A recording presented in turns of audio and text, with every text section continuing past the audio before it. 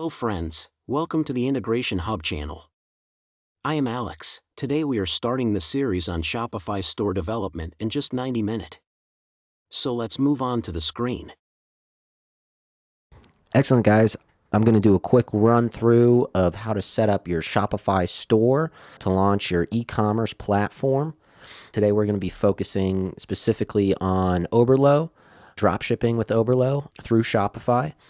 But these techniques will allow you to set up an e-commerce store for whatever you want to sell. It's going to be the fundamental, kind of click by click overview of how to get your store up and running and ready to rock.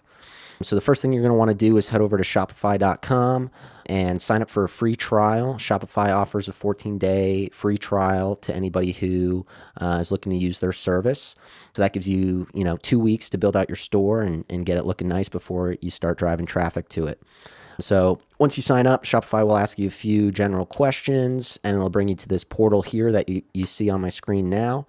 This is your back-end admin portal where you'll be able to access everything that you need to access.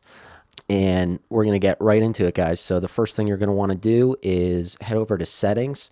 We're going to set up all the back-end technical pieces of the store so that then we can build out the front end. So the first thing we're going to go into is the general. We're going to want to make sure that this information is correct.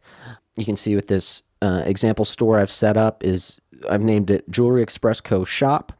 I've set up an email address for that as well, and put in the store address information.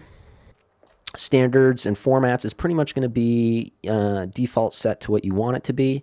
And then depending on where your store is located, you're going to want to select the proper currency. So we're going to do US dollars today.